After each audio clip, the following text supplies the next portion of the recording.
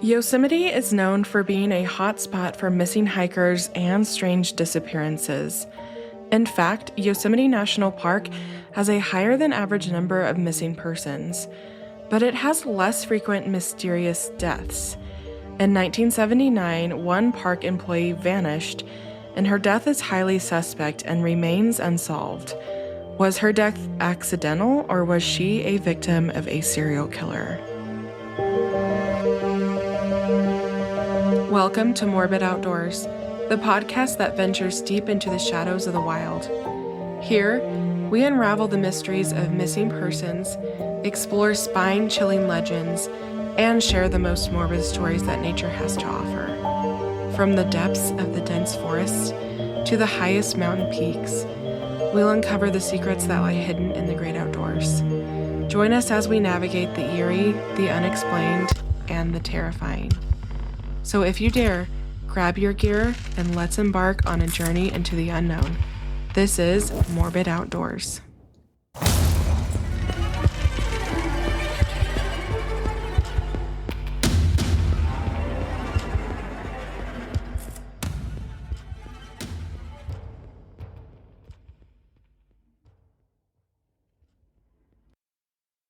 Happy Wednesday, everyone. My name is Elise, and I'm your host. I just want to remind you that I did launch a Patreon if you'd like extra content and just to support the show. I would really appreciate it. And just thank you so much for joining me today and listening on this lovely Wednesday. Currently, I am pre-recording, obviously. I usually have to do that because I do work a full-time job. But this weekend, I've been down the rabbit hole of Secret Lives of Mormon Wives, and I hate that I like this show. It's so bad, but it's so good. That's my guilty pleasure is it's been raining all weekend, dreary, overcast, and I'm just stuck inside watching trashy reality TV. So that's what I've been up to. Anyways, let's talk about the mysterious death in Yosemite. So I have never been to Yosemite National Park, but I did live 5 hours away, and I just never made it down there because the day before we were supposed to leave for our Yosemite trip, I broke my foot. So I was out of commission for 6 weeks with a boot, and I just never made it to Yosemite, but I'm hoping that we can make it there next year. Let's dive in with our negative reviews. Michael said, "All the hikes are uphill and you're practically climbing cliffs. I got soaked by several incredibly large waterfalls just by standing at the bottom of them. I wasn't told that I could take the cable car to the top of the mountains until after I left the park." Someone else said, "We are disappointed. We went up. We tried to go drive through. Even I have disability pass. The park staff won't allow to go through the park. When I asked why we are not allowed to drive and visit the park, the answer was we are not make reservation. We thought the park is public." So this person was upset that they had an access pass and weren't able to use it. But a lot of people don't understand. It doesn't matter what kind of special pass you have, you still have to make a reservation. If any national park is having the timed entry or reservations, you still have to make that, even though you might have an access pass. My husband has an access pass and we use it all the time, but you still have to, make that additional reservation to be able to be in the park. So like always, I'm going to say a simple Google search will make these issues not issues. Someone else said 5 stars for the beauty, 1 star for the safety. And I'm not talking about climbing rocks. That's for the crazies. I'm a normal person talking about the roads, the ones we have to drive to get through the park with 1,000-foot sheer rock cliff drop-offs and no guardrail or even a curb. Seriously, is our federal government trying to kill people here? It was no doubt the scariest drive I've ever taken and would never do it again. I found that review to be hilarious because this person obviously doesn't do much outdoors because the drives in Yosemite, from what I've seen, are not sketchy in the slightest. I've been on way sketchier things than national park roads that are paved. So I thought that was funny. I just wanted to include that one. Okay, so I have a lot to say about this case. There was not a lot of information about this case at all online, like at all. And the reason why I wanted to cover this case is because usually she is just a footnote in this larger scheme of cases or serial killer, because there is a serial killer involved. And so oftentimes when her name is brought up, Carol Laughlin, she's just like, oh yeah, and he might have killed her too. But they don't even talk about her. So that is part of the reason why I want to do this case, even though there's not a lot on Carol online at all. And part of that has to do with the time. Part of it has to do with, I don't know, her case just wasn't really investigated. So let's dive in with our background of the national park. Yellowstone National Park was established on October 1st, 1890. It has over 750,000 acres, and in 2023, it had 3 million plus visitors. So it is a very, very busy national park. Yosemite is most known for its granite cliffs, waterfalls, clear streams, giant sequoia groves, lakes, mountains, meadows, glaciers, and biological diversity.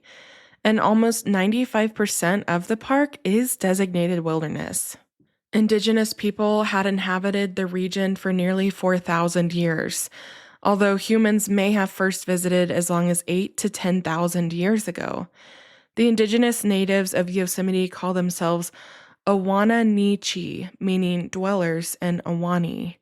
The Awana-Ni-Chi people were the only tribe that lived within the park boundaries, but other tribes lived in the surrounding areas.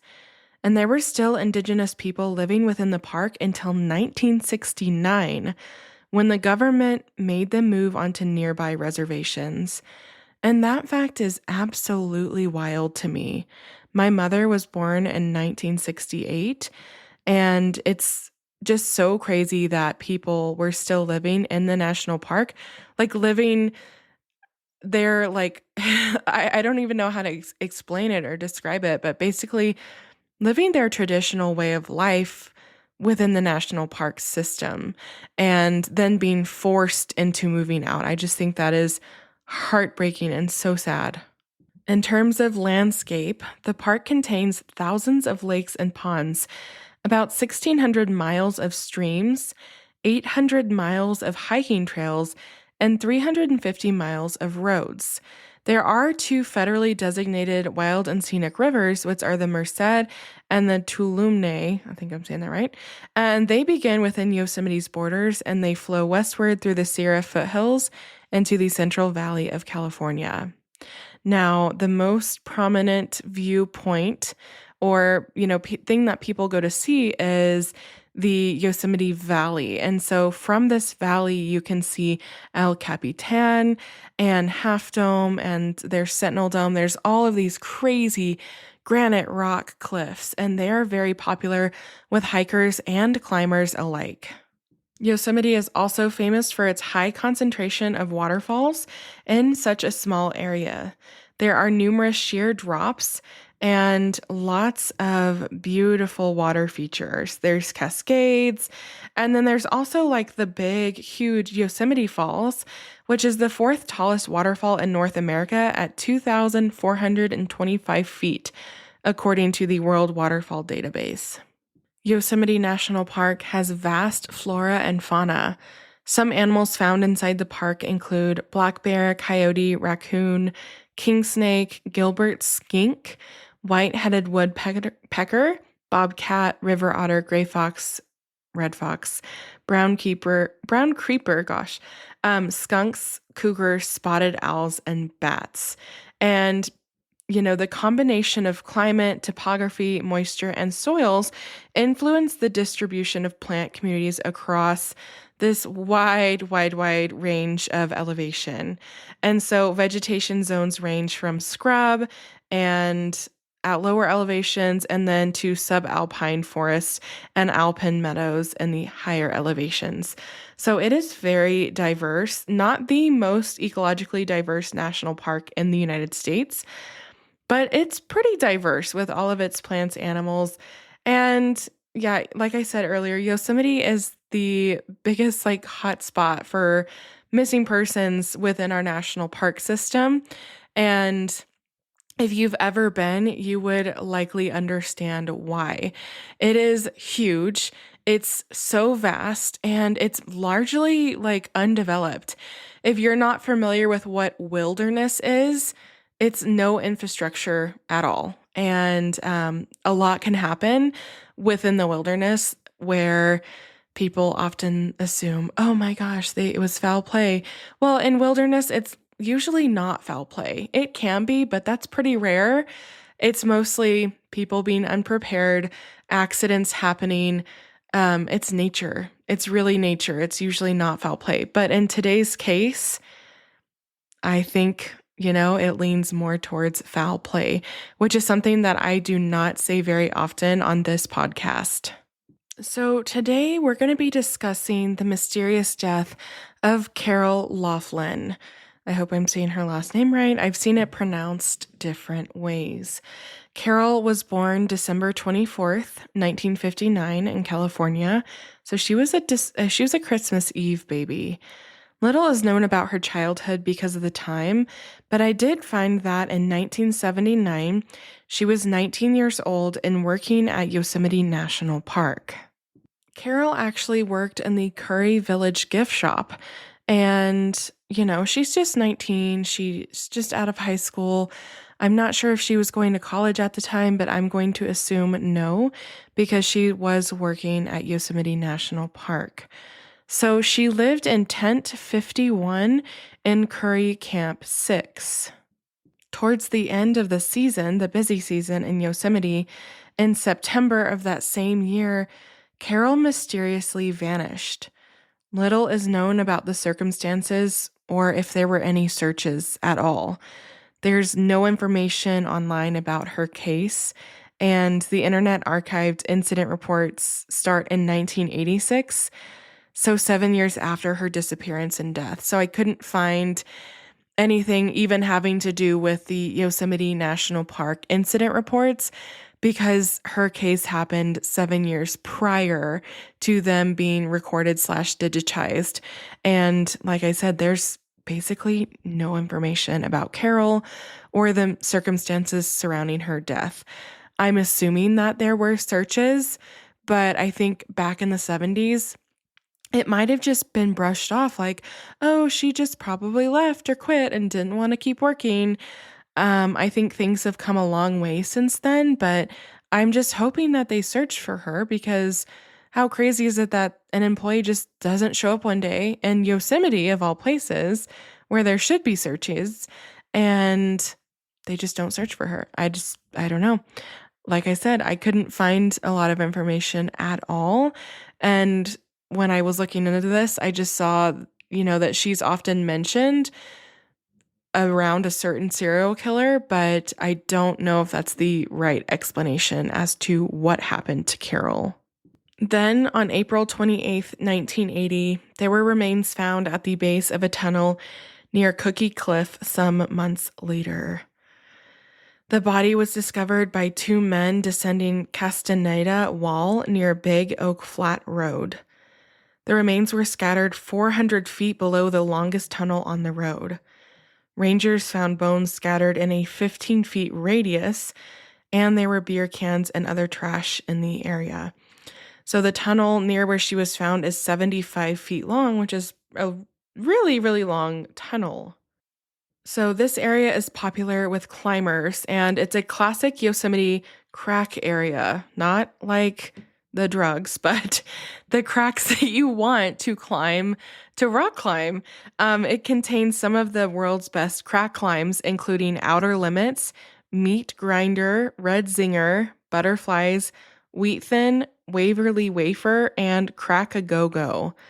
It's about a half mile down the canyon from the Cascade Creek Bridge.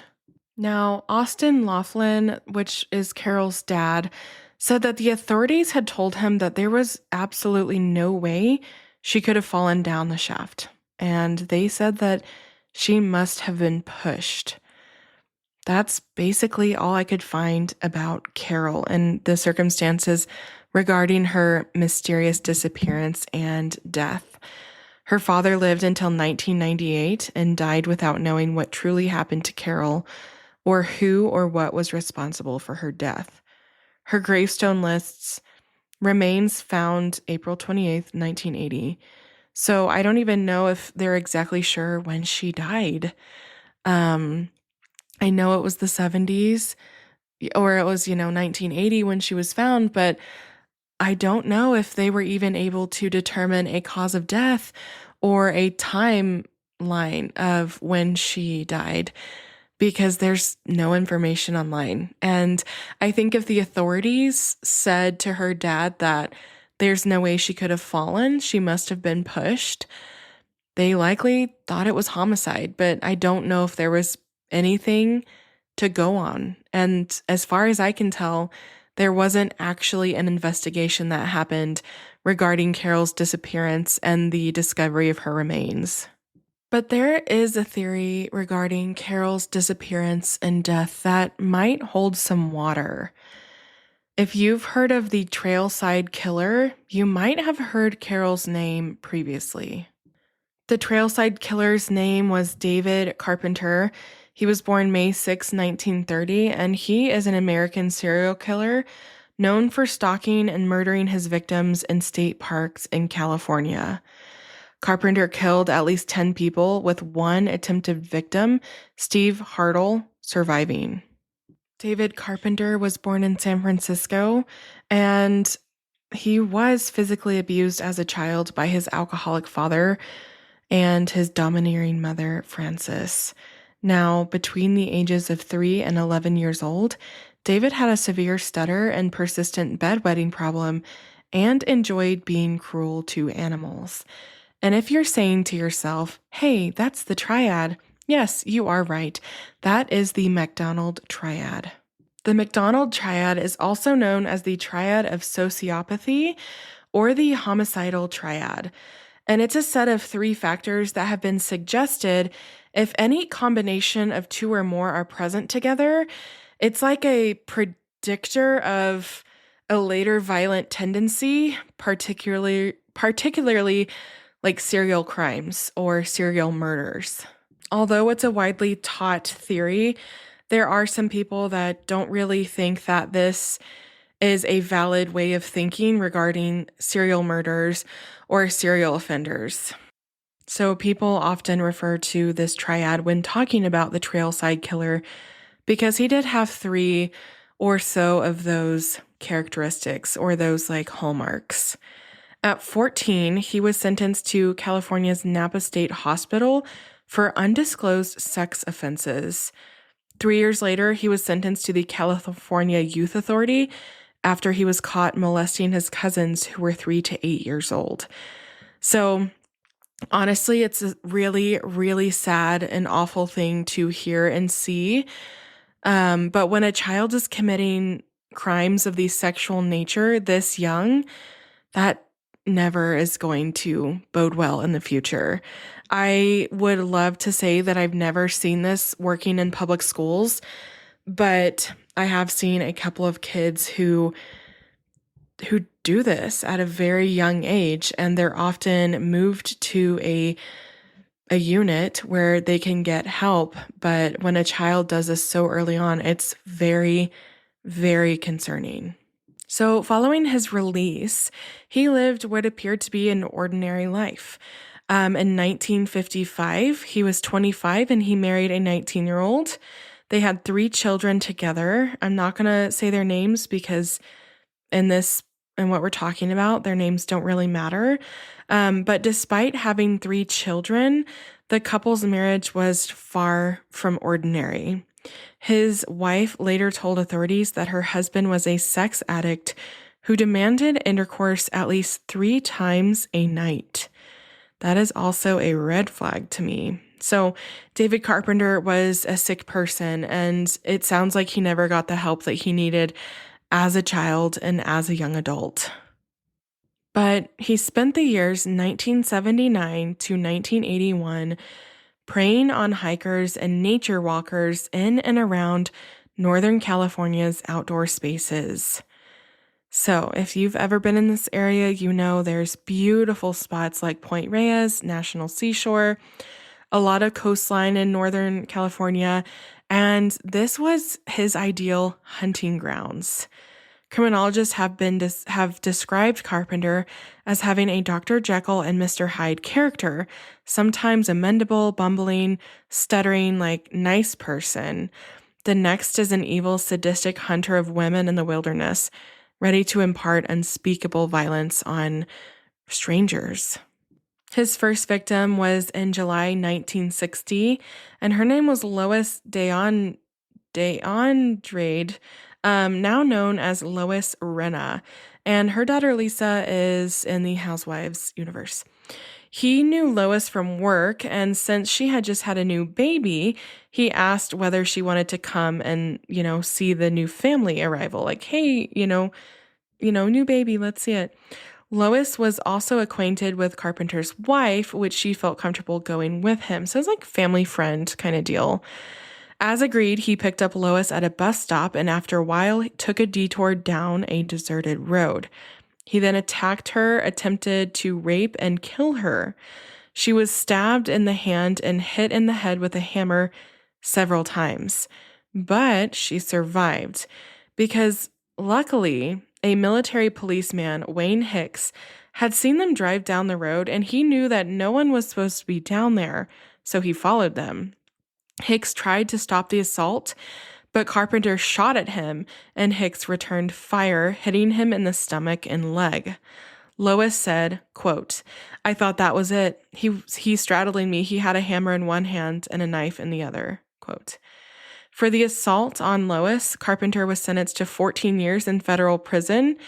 But as you all know, these people get out early because the government doesn't care about these violent sex crimes and just violent crimes in general. And so he only served half that time. He served about 7 years. In 1970, he returned to prison after being charged with kidnapping. He was released in 1977 after serving another 7 years. Shortly after he got out, David Carpenter started back in his old ways. On August 19th, 1979, Etta Kane was spending the afternoon hiking the trails of Mount Tamalpais. I've said this before and now I'm reading it and I can't say it. Mount Tamalpais, which overlooks San Francisco's Golden Gate Bridge. When Etta failed to return home after her hike, her husband called the police and reported her missing. Of course, there were searches and canine units, and the first search for Etta ended with no clues as to her whereabouts. But the second search began the next day at dawn, and Etta's naked body was discovered in a kneeling position. Her killer had stood behind her and shot her once in the head, execution style. Investigators also found that the killer had rummaged through her purse and stolen her credit cards and a pair of sunglasses. However, she had not been sexually assaulted. Then, on October 21st, 1979, the third victim was claimed. Mary Frances Bennett's long, agonized screams could be heard by nearby golfers. And unfortunately, those golfers ignored them. And that is super fucked up. She was mutilated and stabbed 25 times after she was attacked while she was jogging. Then she was buried in a shallow grave under a layer of dirt and branches. She was found, still warm, by a group of hikers following a blood trail near the Palace of the Legion of Honor at Land's End. One police officer said that she had been butchered. She was only 23 when she was murdered. And who knows, maybe if those golfers had, done something, called the cops, she might still be alive today. The fourth victim was Barbara Schwartz, who was also 23. And March 1980, she was out hiking with her dog when Carpenter leapt out from behind a tree and attacked her. A female eyewitness who was out jogging that day saw the man attack Barbara from behind with a knife. By the time the eyewitness came back with police officers, she was dead and the killer was nowhere to be seen. The fifth victim was Ann Alderson, and this happened in October 1980. Ann was 26, and she had been walking in the woods near Mount T State Park. I'm just going to skip that word. At some point during her hike, she ran into David Carpenter, who killed her with 3 bullets fired from a handgun. Ann's body was not found until the following year by a passing walker. Like Etta Kane, Alderson had been shot in the back of the head and was found in a kneeling position. And unlike Etta, Ann had been raped by her killer. The 6th and 7th victims are Richard Stowers and Cynthia Moreland, and they had actually planned to get married. However, the couple went missing in mid-October 1980 after setting off for a hiking trip at Point Reyes National Seashore Park. Their bodies were discovered during a search for Diane O'Connell and Shauna May in 1980. And those 2 women were the 7th and 8th victims of David Carpenter. They went missing November 28th, 1980, and Carpenter raped and murdered both of them. Both women had decided to hike in the Point Reyes National Seashore Park on the Sky Trail. So these are 4 people that were killed in the same state park, just barely a month apart. And I'm not sure what the news looked like at the time, but honestly, if I lived in this area, I don't even know if I could go out and hike, with peace of mind, because this guy is picking people off left and right, and he's not getting caught. The 8th and 9th victims are Ellen Hansen and Stephen Hartle. So, Carpenter struck in the Henry Cowell Redwood State Park in March of 1981. He came upon 20-year-old Ellen and her friend 20-year-old Stephen. The pair were having a walk across the Santa Cruz Mountains. They were on spring break from UC Davis and had just passed the observation tower. Carpenter told both of them that he wanted to rape Ellen after sexually assaulting her. He shot them both. Steve confronted Carpenter and shot Ellen. Hansen died, while Hartle managed to survive despite being shot in the neck. Steve provided police with a clear description of Ellen's killer, and he would also later pick Carpenter in a police lineup. The 10th victim of David Carpenter was Heather Skaggs. She went missing on May 1st, 1981. Her decomposing body would later be found in Big Basin State Park. More than any of his other victims, Carpenter actually had a direct link to Heather. She was a college undergraduate student, and she worked at the Econo Park Quick Print to make some extra money. And who do you know was one of her coworkers? Yeah, David. Now, the next 2 or 3 that I'm going to talk about are not confirmed, but they are possible additional victims of the Trailside Killer. 17-year-old Ann Mahivar was reported missing on December 28, 1980. Then, on June 16, 1981, Ann's remains were found at Castle Rock State Park, but were too decomposed to determine a cause of death. Carpenter was never charged, but he was also the chief suspect in this disappearance and death. She disappeared in December, and her family and friends ruled out the idea that she would run away. And that's obviously what a lot of people thought when she first disappeared. And the reason why Carpenter was a suspect is because she worked as a part-time teller at the Continental Savings and Loan, which is a place that Carpenter was known to frequent. So this brings us back to Carol. Carpenter worked as a traveling salesman for the Gems of the Golden West, which is a firm supplying Yosemite gift shops at the time. However, records show that he had not joined the firm until 2 months after Carol's disappearance. This is all very suspicious, right? Because we know that he does know kind of some of his victims, or they were kind of acquaintances at a work-related thing or place of work. And this is weird to me because honestly, if we're going to talk about theories, I would think that Carpenter was probably responsible for Carol's death. But her supervisor at the store, Larry Lopez, never recalled Carpenter visiting the store, but he had talked to him a couple of times on the phone. So there's no definitive evidence that Carpenter was involved in the murder, and no evidence has ever been found since. I think most everybody wanted to pin this mysterious death and possible murder on Carpenter, but there's really no evidence to say it was him. Does that mean it wasn't him? No, I don't think so. But it's just suspicious that he was a traveling salesman for this place, but the records say he didn't join until 2 months later. Is it possible that he was already working, but the paperwork wasn't, pushed through, done right? I mean, it was the 70s, and things were not digitized back then. So I think it's very possible that he was already employed, but just wasn't pen on paper employed yet. So it is highly likely that Carol was a victim of the trailside killer, but it's also possible that it was someone that she knew. This would not be the first time a serial killer has been in Yosemite, and it's not the first time a national park employee has died under suspicious circumstances.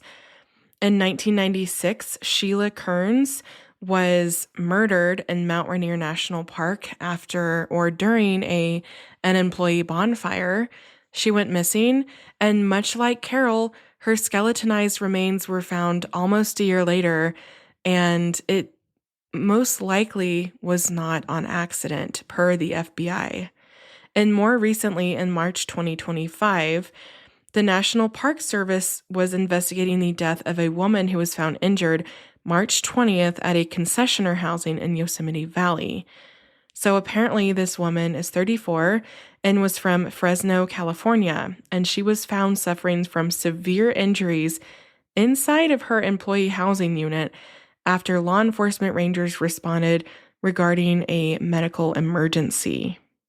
The woman, who was an employee of Yosemite Hospitality, was transported to a hospital and died from her injuries the next day.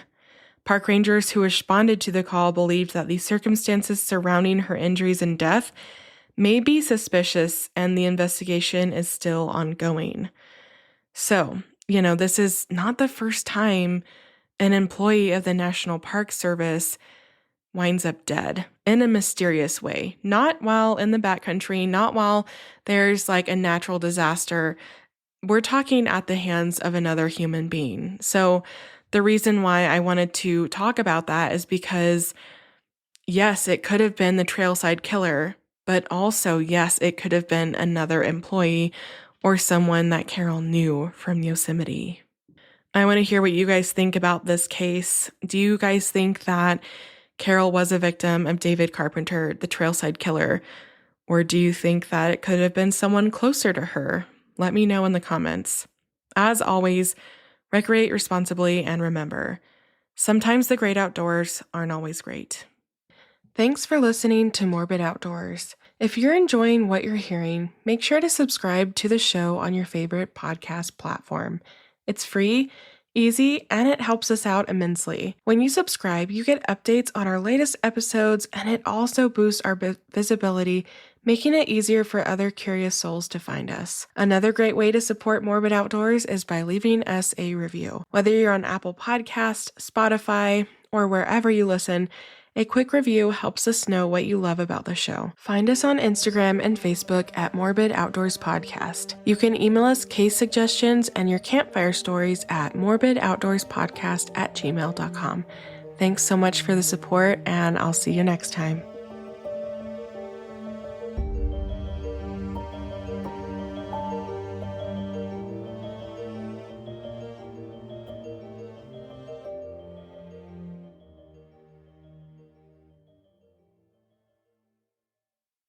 In terms of outdoors activities, oh my gosh, the weather has been so crazy lately, so I haven't been doing much, but I am excited for a warmer weather so that I can take my kayak out and do some kayaking and paddleboarding and just enjoying all of the sweet, short summer that Utah brings.